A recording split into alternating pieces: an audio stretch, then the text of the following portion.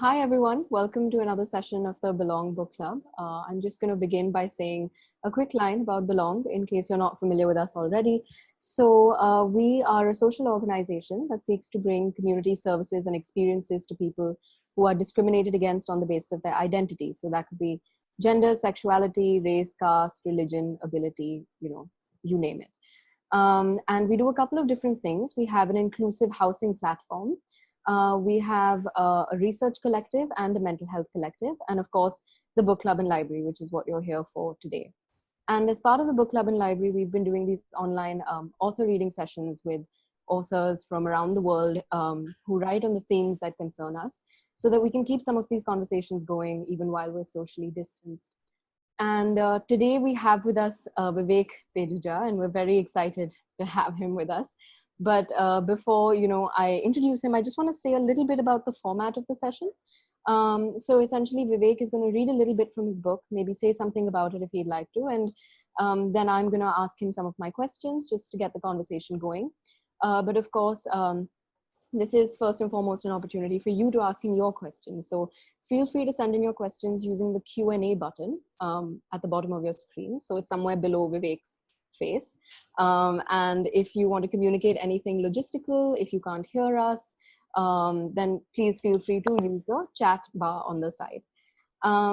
Great, so that's everything on the logistics front. And now I'm just going to introduce Vivek very quickly. So Vivek is the culture editor at Verve magazine, and this is his first book. So that's Now You Know, a memoir growing up gay in India. It was published in 2019 by HarperCollins, and it is, as the name suggests, a memoir of growing up gay in India in the 1990s, with Bollywood Books and the Bombay C for company. So that's a little bit about the book, but I'm sure we're going to learn a lot more about it while Vivek talks with us. And so thank you, Vivek, for joining us. Thanks a lot, Team Belongg. Thanks, Manjari. So yeah, this is my book. It's called So Now You Know, Growing Up Gay in India. And like Manjari said, it is about, of course, growing up gay in Bombay in the 90s, which is a very different time. It almost feels like a different lifetime now. I mean, 30 years ago, and so many things have changed. And but again, in a way, not many things have changed even today when it comes to growing up gay in the country, or rather being gay. So I think there are two different battles that we always fight internally and externally in that sense. But not to make it very serious, I think also what I've acknowledged in the book right at the beginning is the privilege with which I grew up. But that didn't take away from the fact that, it was still a difficult time. It was still emotionally quite heart-wrenching at that time, because there was no social media, there was no one to connect to, there were no apps, you couldn't reach out to people, you didn't know enough people, you didn't know people who were the same as you. So, I ended up really thinking that I was the only gay in the village. At school, in college, in the area that I grew up, in my building. And it never struck me that there could be others like me. Maybe because the conditioning was such that, you never thought that you could be a certain way, or you could be queer or gay, and then to think that others could be there. Till, of course, internet hit us in the early 90s. And then you discover a world of everything. And you are so far up the decadence curve that you don't want it to flatten and even come down, because you're having a ball of a time up there. Whether it's discovering your sexuality, whether it's indulging in sex, whether it's meeting random men. So, which was very scary at that time, because, you didn't have cell phones. And our parents didn't know that where we were going. I mean, you wouldn't want to tell your parents, right, that I'm going to meet a certain stranger, and which was very scary. But we did all of that because, well, the times are very different. Let's just put it that way. I have nothing else to say. So yeah, I mean, the book has it all. I've covered all of that. It's a very short book. It's about 150 pages at the most, or not more than that. So yeah, that's my book. And would you like me to read now? Or yeah, so we can start with you reading, and then, I mean, I think the reading as well as the questions I have will sort of give people enough meat to come up with their own questions.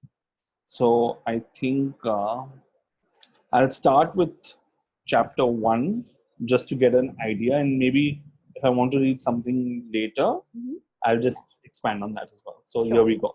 All right. I remember twirling. It was more of a dance, actually, I think, but without the music.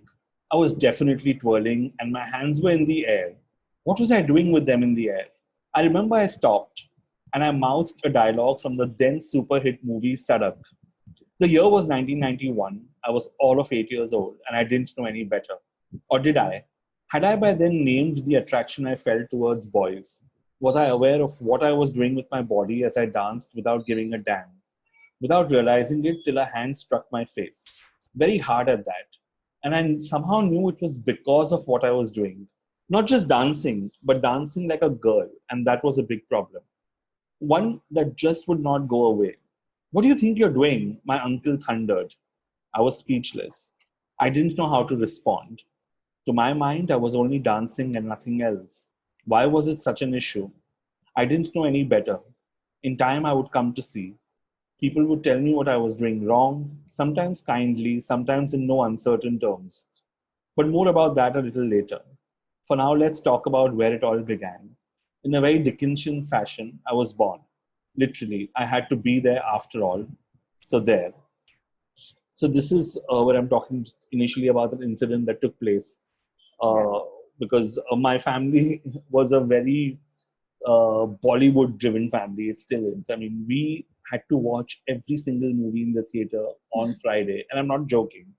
It could be any cheesy film. Like, how do you think I watched Sadak with them at that age? Or even Maskalandar that I go on to talk about later. So I think I'm going to talk about a little bit of the Bollywood stereotypes at that time and how they shape, people and people's opinion about being gay. Around this time, while I was 8 and trying to come to terms with who I was, Mast Kalandar released in 1991.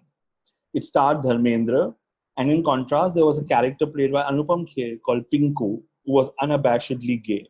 In brackets, read a sissy, and would constantly hit on his fathers, the villain Amrish Puri's friend, Prem Chopra. There was this darkness in the polarization of roles, and of course, because it was Bollywood of the 90s, in brackets, I've also said not that much has changed today, by the way. There was blatant discrimination against the gay character.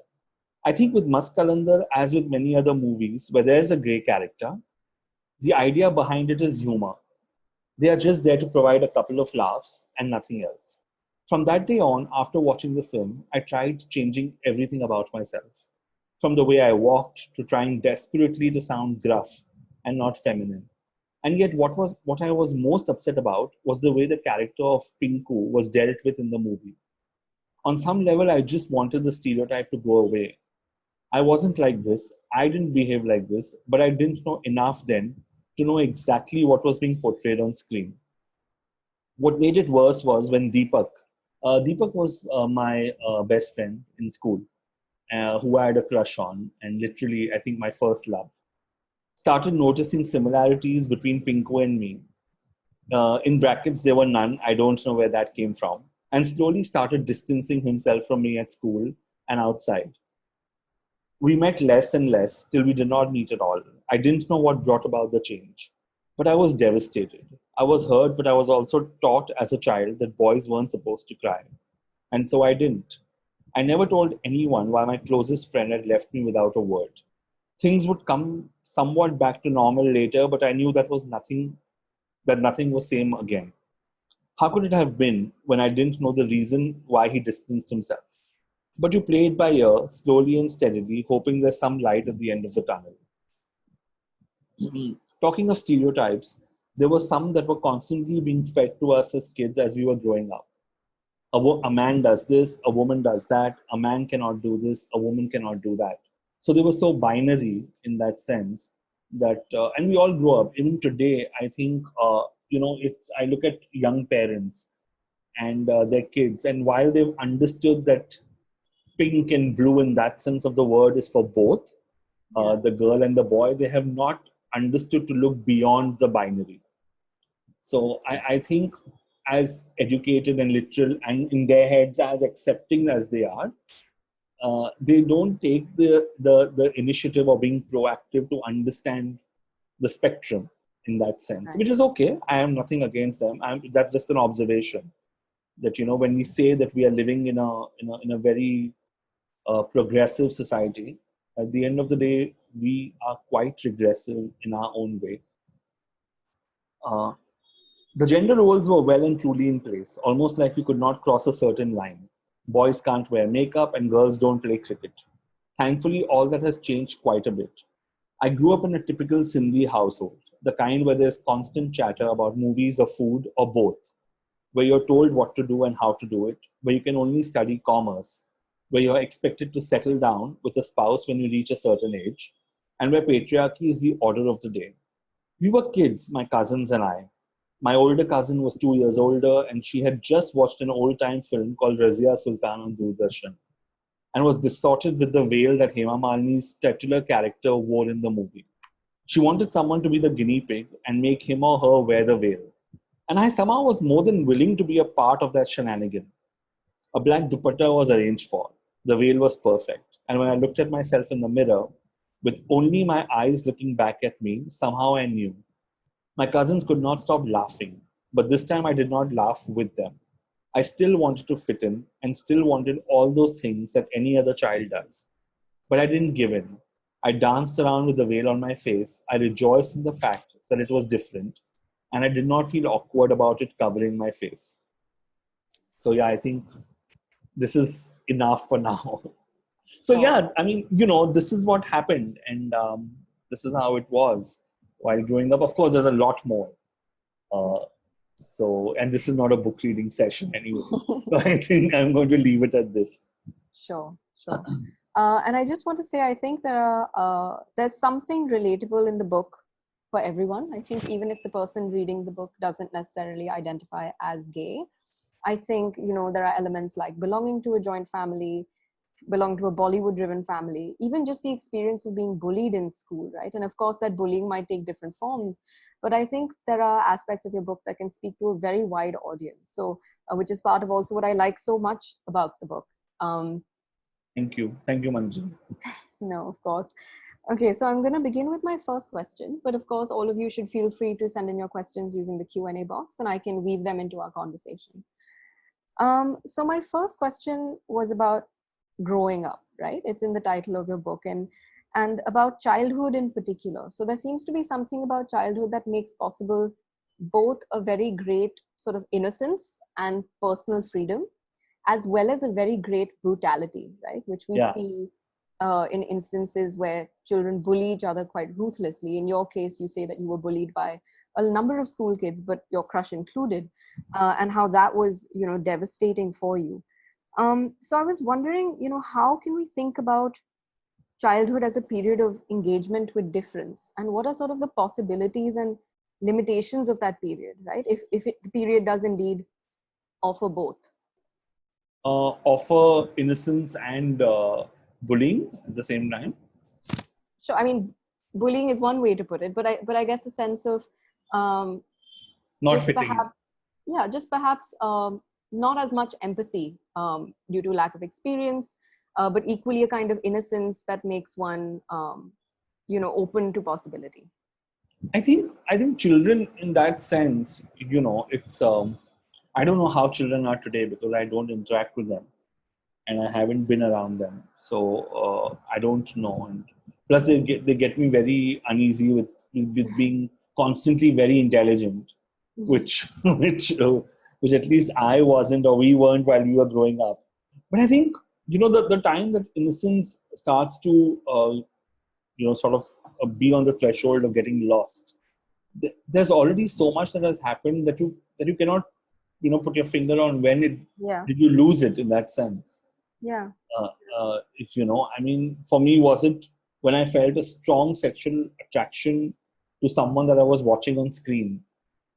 Was it if it was Vinod Khanna or Rishi Kapoor for that matter in Cars, right, dancing in his extremely tight trousers and boyish chocolate face or whatever you like to call it. And there was this sudden surge of emotion, and I don't know where that came from, and nobody knows that. I mean, I don't think children can understand or even tell you. Like, I'm no child psychologist, but I think that's how it works, right? They are not able to tell you. And once you reach, say, adolescence, and constantly around you, people are only like my friends were majorly boys, so they were only talking about girls, and the friends who were girls were only talking about boys. So that became very difficult for me. I mean, for some part, I also tried to pretend with them that, oh, I love women and blah, blah, blah. And, I love girls. But Yeah. there's only this much pretense that you can perhaps, go along with when you're out in the day and under the sky. But when you're at home at night and you're alone with your thoughts, you just can't pretend anymore. And this was, of course, when I was a teenager. Uh, so I don't know. In childhood, again, the definition for me of childhood, if I got a strong sense of realization at being 8 that I was different, just Yeah. that sense, not anything else. I didn't have a term for it. Of course, I didn't know what being gay was or what being homosexual was, or I didn't have any terminology, right? But I always knew that I could identify with someone.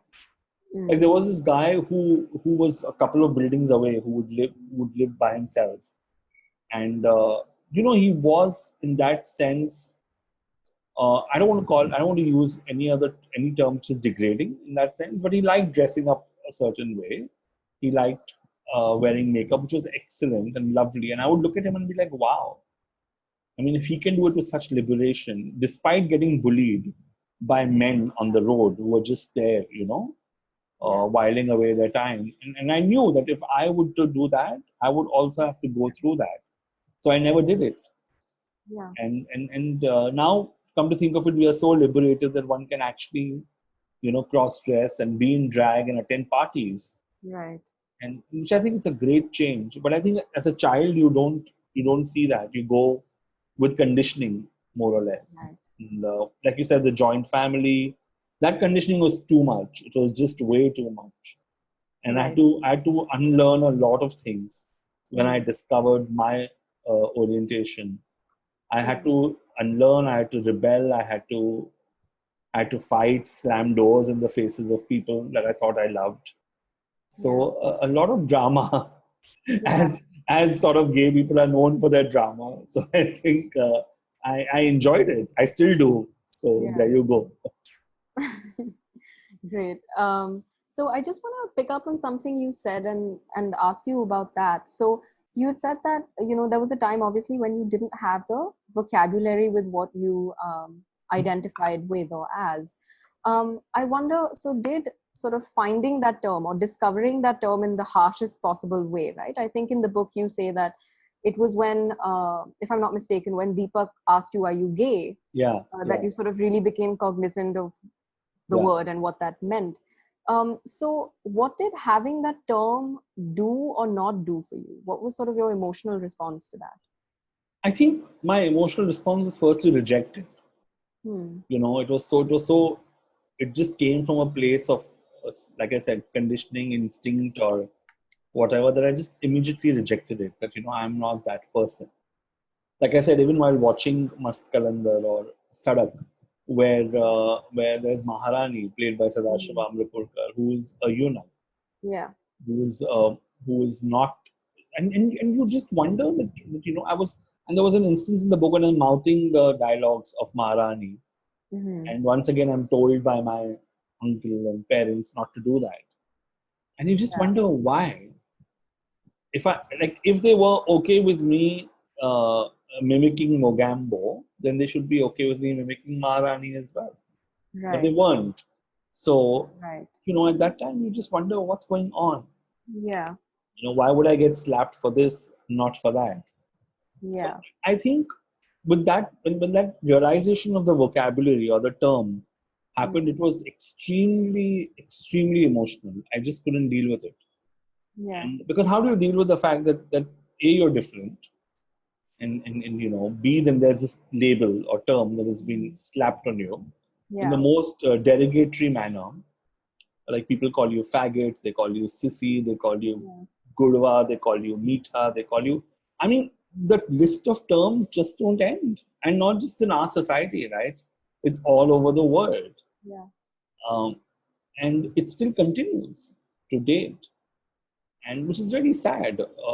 But at least, like I said, there are a lot of tools today that empower younger people, that empower young people Yeah. to come into their own. I mean, I'm so happy that there are conversations that are positive that happen on social media, even if performative to some extent, but at least they are happening. I'm just happy that they are happening.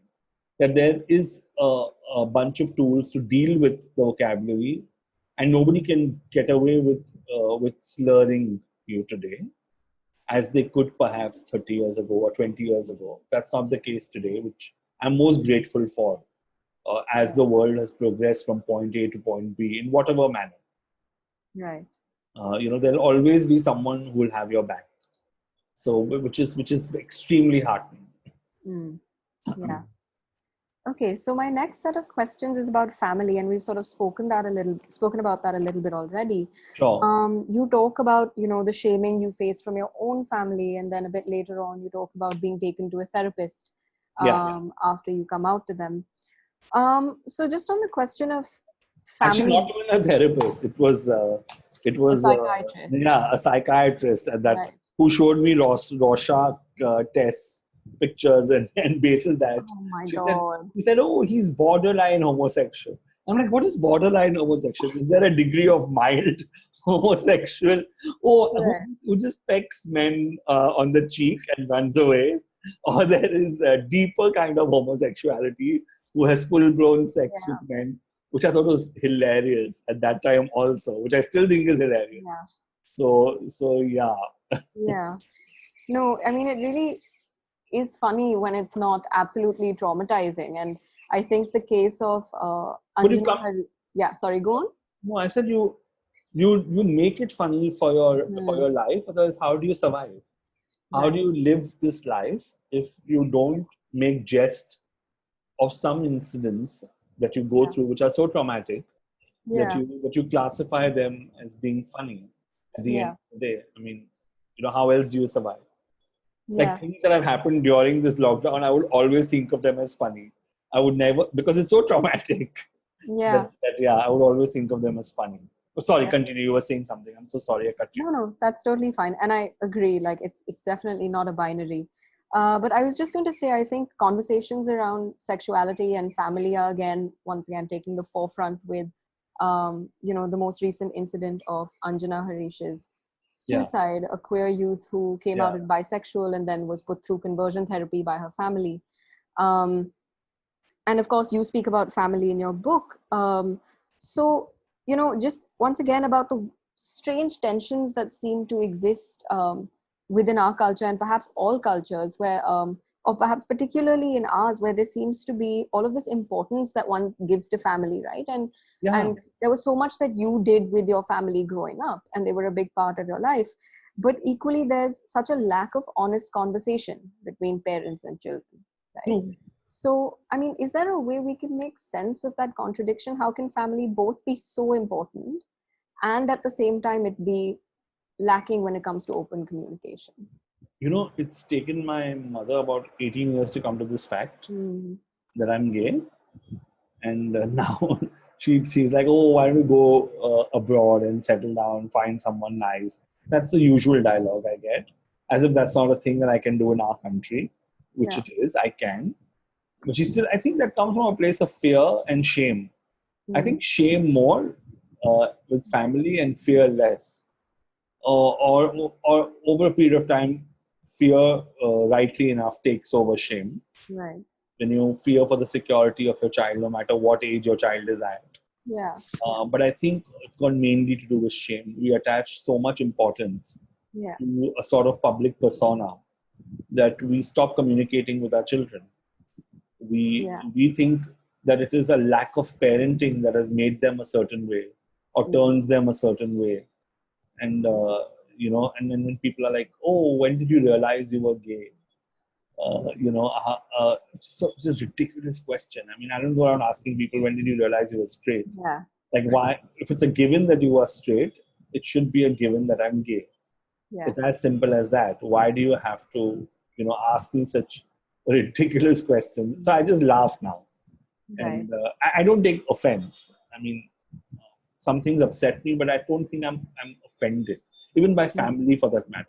Even today, a family member says something in my presence, which is extremely problematic, and then looks around the room and goes like, oops, he's here. Why did I say something like that?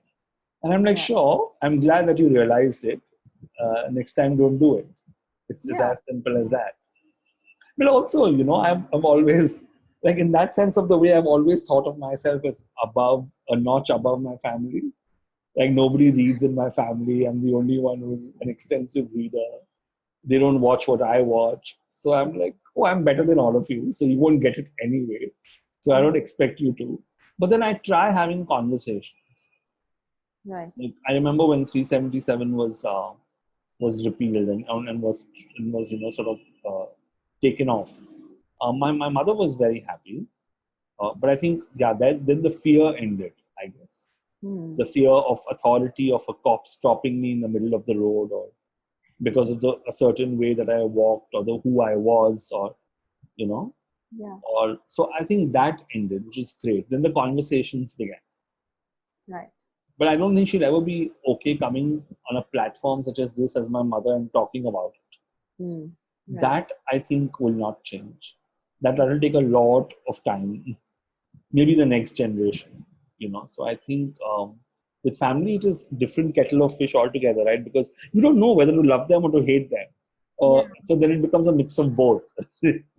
Because you're like my aunt is so funny. It's there in the book when I came out to her. She's like, "Oh, I wish you were lesbian," because in her head, two girls cannot do anything. And I think she didn't even know that being lesbian means two women in a relationship.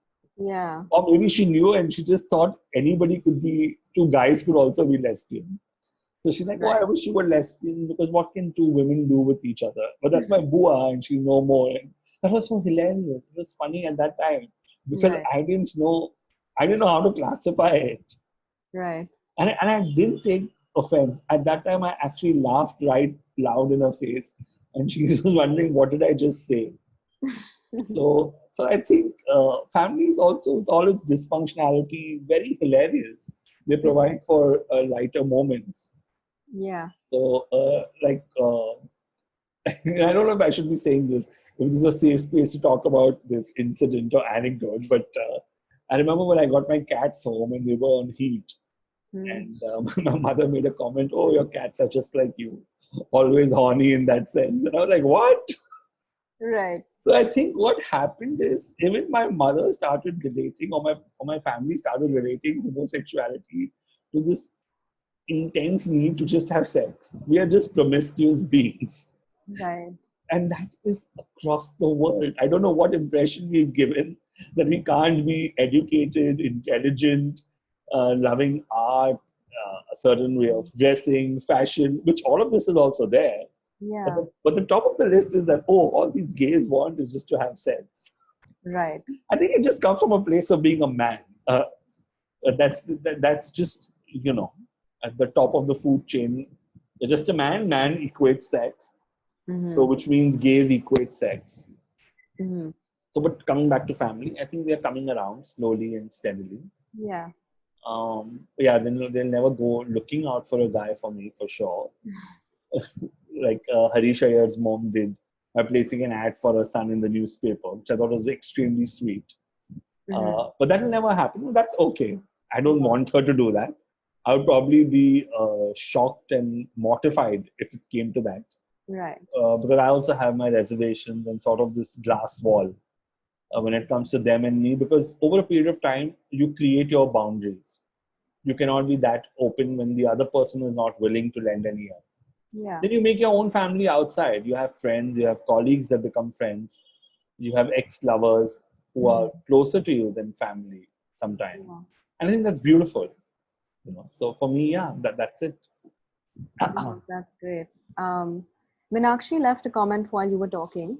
She says, to be different is indeed difficult when family is involved. Yeah, completely. I so agree, Meenakshi. Yeah. And we have a question as well, which is also related to family. So I want to bring that in here. This question is from Lasya. So she talks about how a lot of young parents today come with their own sort of sense of generational conditioning. Yeah. So do you think young parents not speaking about, say, gender color coding is somehow them still remaining trapped in the binary, right? Because they're perhaps preoccupied with trying to create equality between men and women, but Sure. not thinking beyond that binary. Yeah. And as a result, are hesitant to talk about or make that or expose their kids to the LGBTQ spectrum. Yeah, completely. But they forget that perhaps today, with internet and with kids who are, a certain way as well, Yeah. and there are more of them out there in the world because they've understood and they've accepted and realized. And not all parents are similar, right? I think we cannot see all parents wearing the same kind of lens, which I think is very, very good, because there are different sets of parents who think differently, who act differently. Yeah. But mostly I've realized that parents today uh, are only like, oh, there could either be lesbian, gay, bisexual. And after that, I think their thought sort of stops beyond that, because they themselves are not able to sort of make sense of, there's something called pansexuality, asexuality, transgender, transsexual. So I think all it will take is a certain amount of reading up to sit and understand what your child is or isn't, or what your child wants or doesn't want. I think it's so important, right? I mean, what if your child is transgender? How do you deal with that? They don't know. I think that there needs to be therapy for parents just for this. Even if you haven't figured it out or your child hasn't told you anything, I think before your child turns 10, I think all parents should undergo this as a mandate, according to me. I could be definitely wrong about it, but I think it's so important that when they do, they will understand. Right.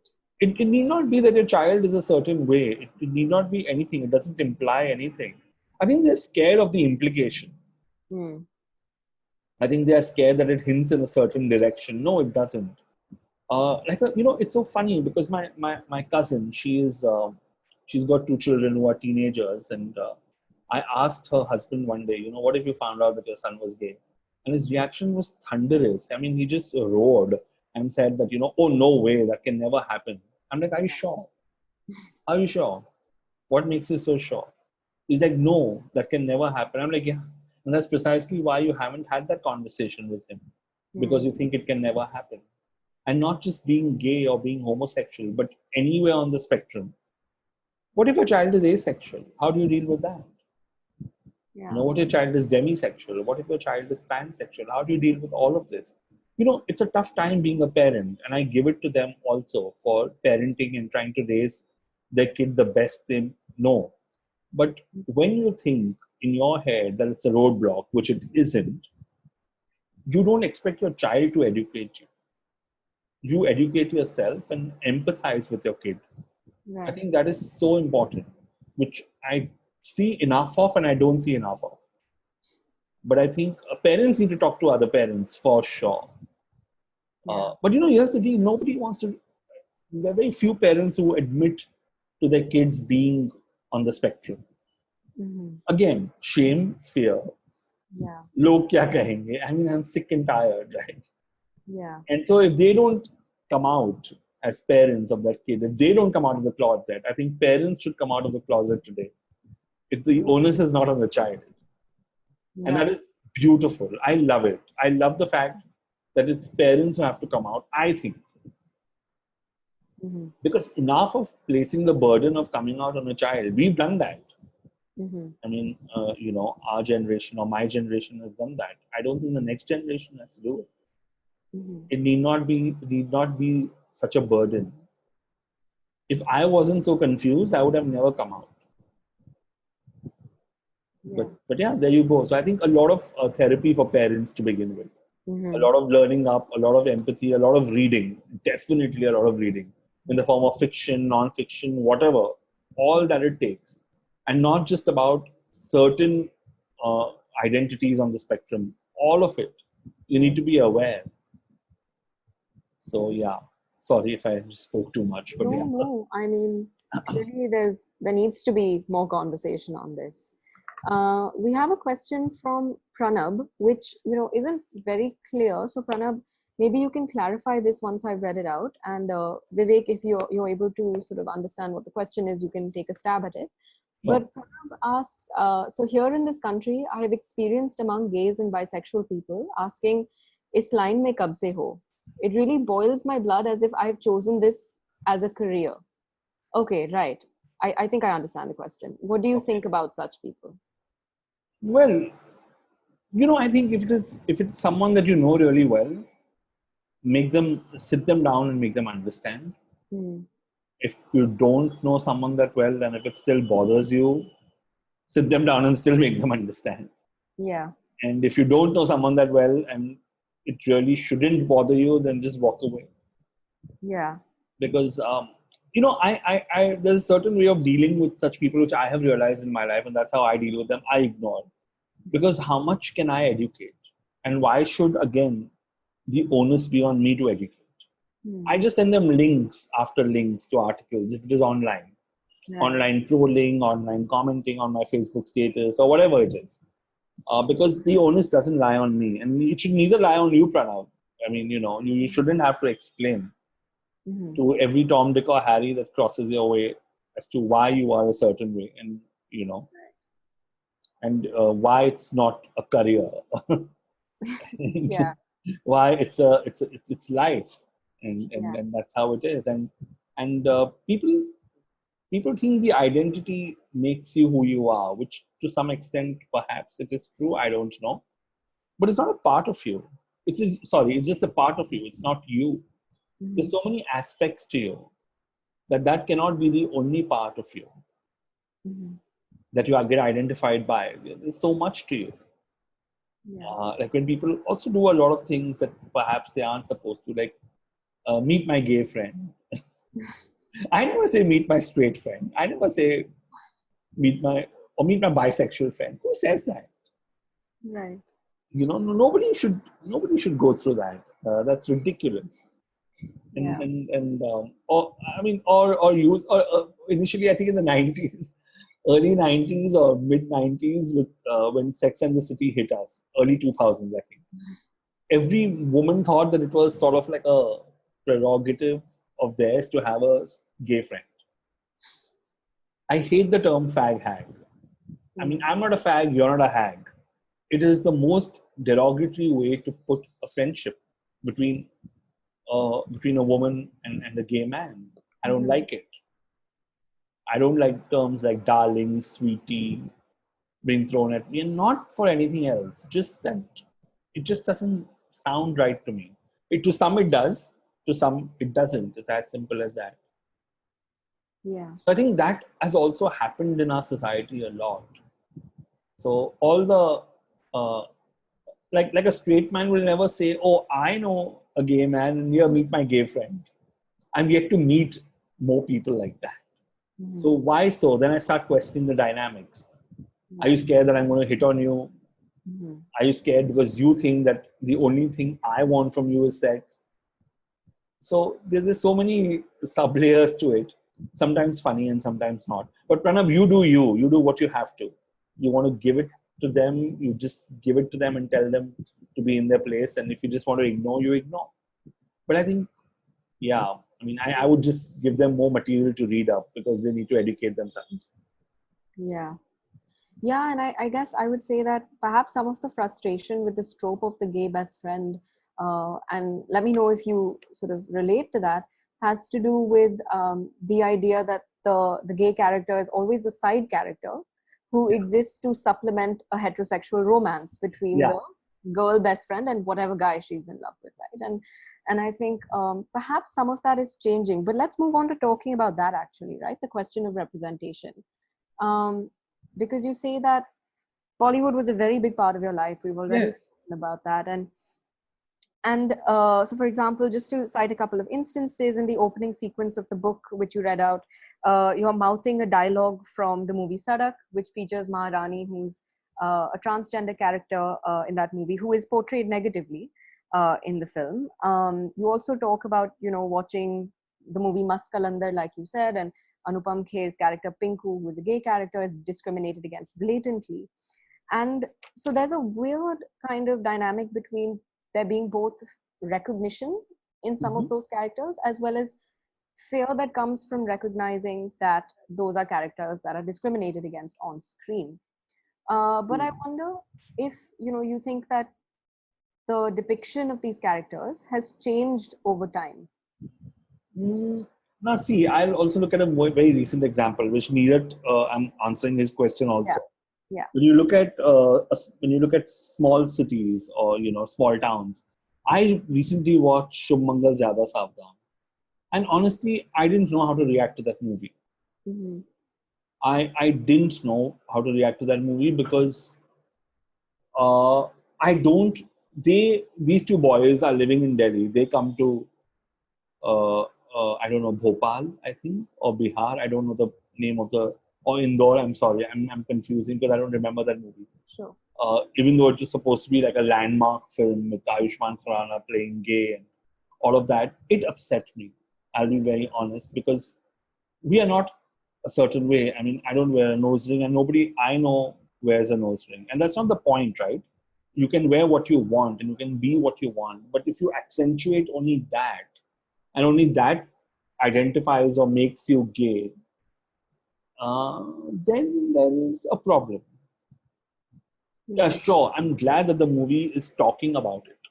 I'm glad that you're talking about homosexuality. But does it mean that every time you talk about being gay, you have to bring in the reference of "Aadmi hu aadmi se pyar karta hu"? I mean, you know how frustrating it is to just hear that line of that song. I hate everything about that song. I hate the movie. I hate the song. I hate everything about it. Yeah. And to me, that is a representation then that people from small cities, small towns have Yeah. about being gay. And that needs to be broken down slowly and steadily. And again, what will drive this change or what vehicles will drive this change? I think movies that do not make caricatures out of us. I'm dreading Dostana 2 being released. I don't know what it's going to bring with it. Hmm. And nothing has changed. I mean, I look at Maskalandar and I look at Dostana and I look at movies of Madhur Bhandarkar movies where gay characters are just flamboyant creatures who are just there to break relationships. Like uh, for the longest time, I thought Konkana Sen, any man that she would be dating on screen would be homosexual because that's what they showed. That that somebody comes along and the person turns gay for them.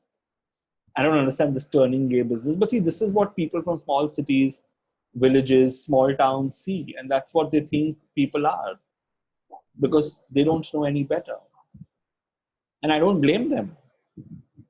I don't blame them at all. But desire is universal. You can't take away that, and you understand that, and uh, you can still address the issue if you want acceptance or sort of in a way being liberal and you want to reach out to say a larger section of society by making, and I'm not saying make boring cinema, I'm not saying make meaningful tragic cinema, I'm not saying any of that, but address the issues Hmm. and try and you don't have to give closure to it. That's another thing which perhaps movies that try too hard want to give it closure, and it can just be how it is in life, and mostly let's play it by ear. But I think what will it take to change this is having conversations. I think even in small towns, people who are on the spectrum will finally start having conversations, or they will move to big cities for jobs or education, broaden their horizons, and perhaps come back to their folk and talk about it. Hmm. I mean, I can only assume because I don't know, Right. which makes me then wonder, why don't I know? Why am Hmm. I not vested enough in talking to people from different sections of the society and understanding what Yeah. perhaps being on the spectrum then means, Yeah. rather than just going by videos or interviews or papers that are there and written and spoken about. Right. So I think we are so lost in our bubble. Like I'm lost in my urban bubble of being gay, right? For me, being gay is my urban space. It's got nothing to do with outside of that space. Right. So do people like me even consider people living in small cities to have a queer identity? That's another question. And I'm not scared of asking it because we come from a place of terrible privilege. And because of that, we tend to forget that there are spaces where people grow up without it, without access to a lot of things. Right. But the emotion is universal. And I think if we understand that and take a step in that direction, in any way, even if it is a small step of just educating someone, why not? Yeah. But it's a very complex and loaded question, Neeraj, and I loved it. It was very difficult for me to answer it. But I think it led me to start thinking and perhaps researching and talking to people more about it. Yeah, definitely. And, I wonder because this is something that is spoken about a little bit in small towns and villages, and maybe even sometimes in urban centers. It's not uncommon to see, for example, two men holding hands. Exactly. Or to see sort of versions of desire that perhaps through an urban lens we cannot classify as gay in that sort of way. So I wonder, to what extent, like you were saying, those are the limits of our lens itself. Sorry to cut you, Manjari. No, go ahead. So for the longest time, and it still exists, that is called M2M sex, male to male sex. We don't classify it as gay. They are not gay. Right. They just have sex with another man for a lack of a woman. And that happens a lot, right? Even in urban spaces, even in sort of the societies that we move around in that sense, it happens a lot. A lot of people from sort of say the migrant belt who drive our Ubers and Olas, they do it. And unabashedly, because to them, they're not gay. They're just fulfilling a need. Then it's just need-based relationships. Right. Which is all right. But we, again, with our sort of horse's blinders lens, see only one part to it. I think we need to broaden our horizon and say that there could be M2M, which is great. As long as it's consensual, as long as it's between two adults, I think it's super. And nobody should have the right to judge that. Yeah.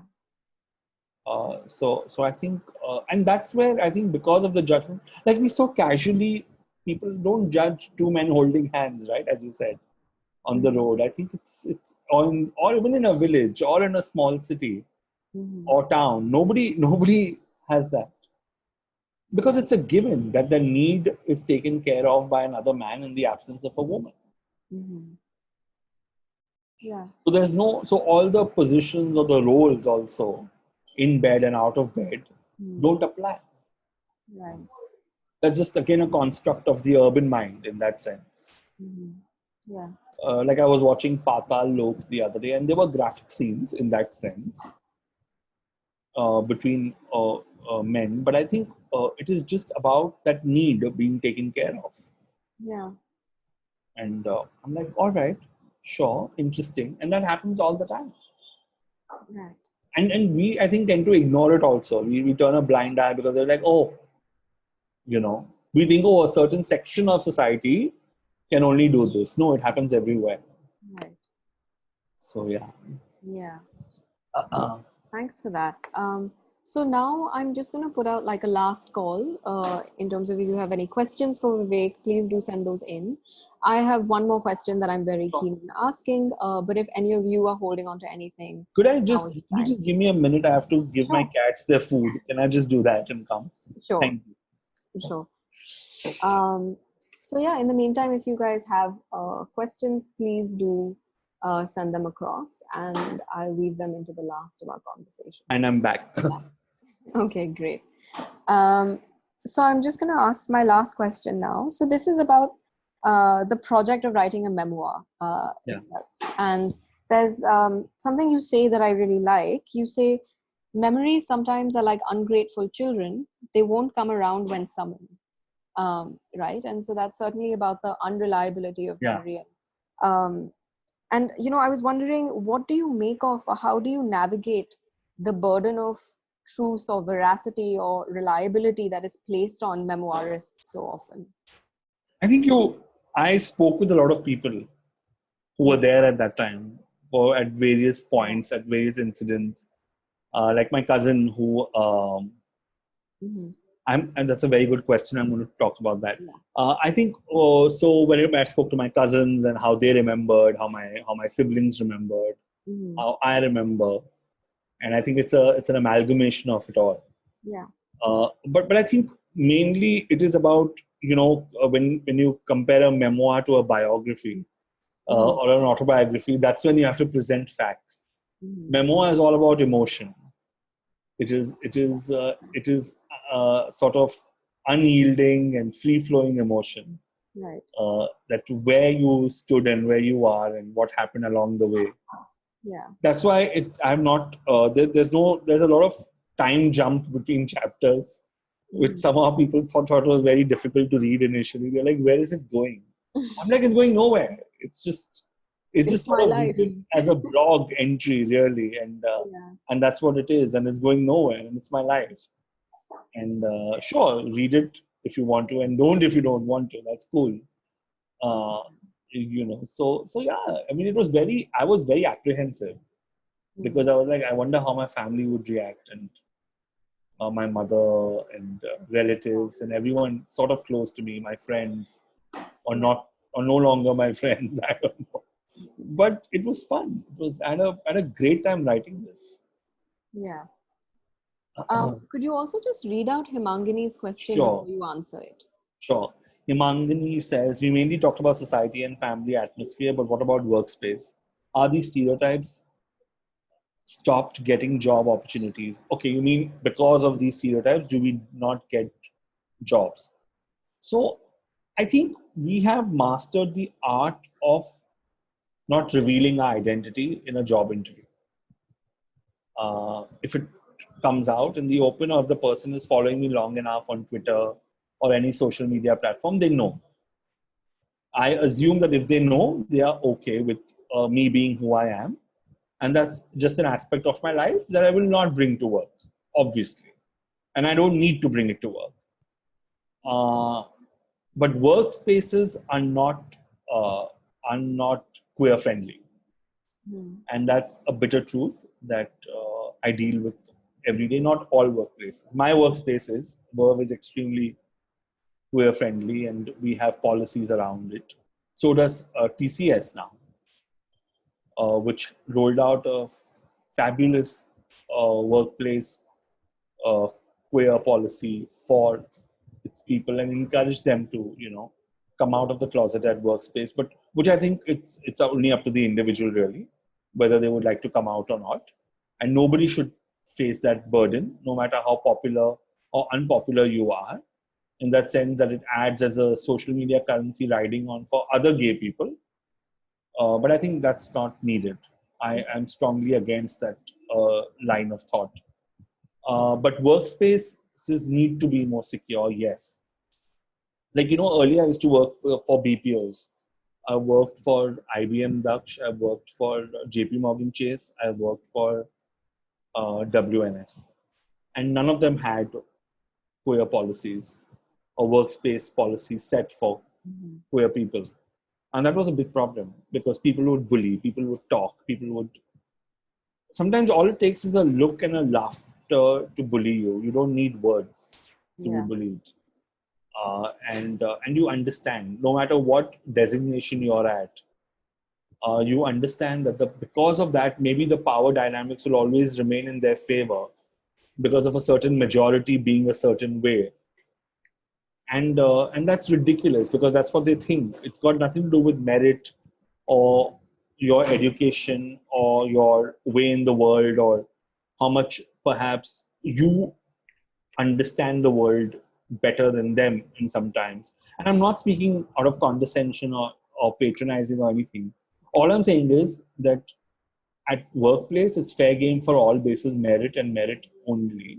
And the work that you bring to the table and your identity should be kept outside of that door of the workplace without it being a part of anything in terms of your promotion, appraisal, your day-to-day conduct, anything.